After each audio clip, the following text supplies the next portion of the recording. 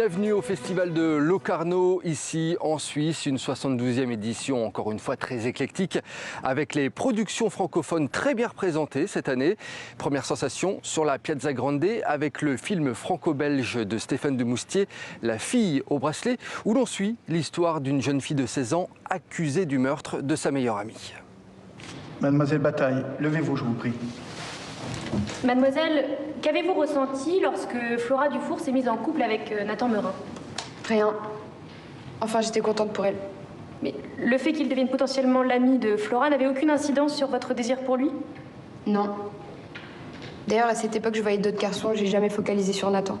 C'est un film qui parle des relations au sein de la famille à la faveur d'un procès, qui joue un peu un rôle de miroir grossissant de ces relations entre les uns et les autres, de ces relations entre les générations. J'aime bien qu'un film pose des questions sur le monde dans lequel on vit.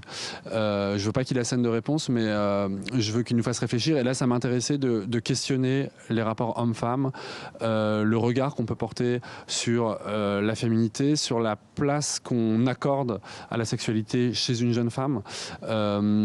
Est-ce qu'on porterait le même regard s'il s'agissait d'un homme? Vous n'éprouviez aucun sentiment pour le garçon à qui vous avez fait une fellation? Non, aucun. Est-ce que vous diriez que vous êtes ce qu'on appelle une fille facile? Comment ça?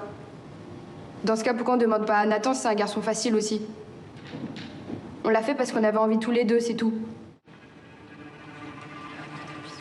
Alors ça c'est pour la Piazza Grande où l'on se trouve actuellement, mais il y a également la compétition officielle avec le concours international qui décernera le prix du Léopard d'or.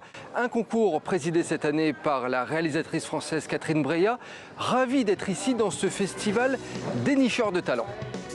Quel est l'inconnu absolu qui mérite d'être tout d'un coup le premier, qui vient de nulle part, qu'on ne connaît pas.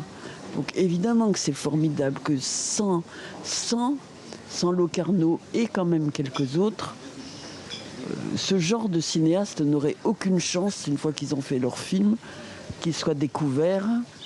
Oui, c'est très très très important. Moi, je dois ma vie au festival.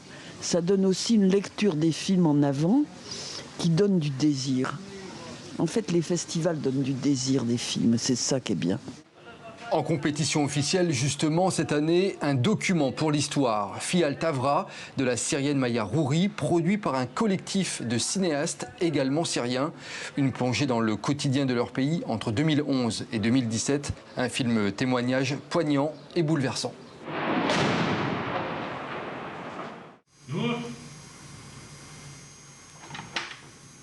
اه يا عيني ما قلت لك انا ما بشوف الباب ليش ممنوع فوت يعني؟ شيل هي من البنطلون هسه في ورقه معلقه من هالبنطلون يمكن انه تزل لا مو حلو حسه مدري كيف مسمني مع الرضمه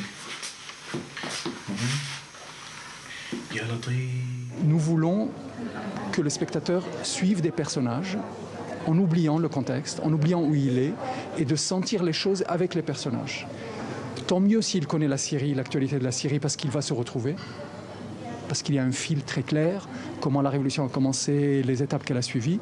Et s'il ne connaît pas la Syrie, il ne perdra rien du tout, parce que de toute façon, ce n'est pas le sujet du film. Le sujet du film, c'est une société, un peuple qui se soulève et qui essaye de s'organiser face à une oppression et comment les uns et les autres y font et comment ça se traduit dans leur vie quotidienne, dans leur cuisine, dans leur chambre.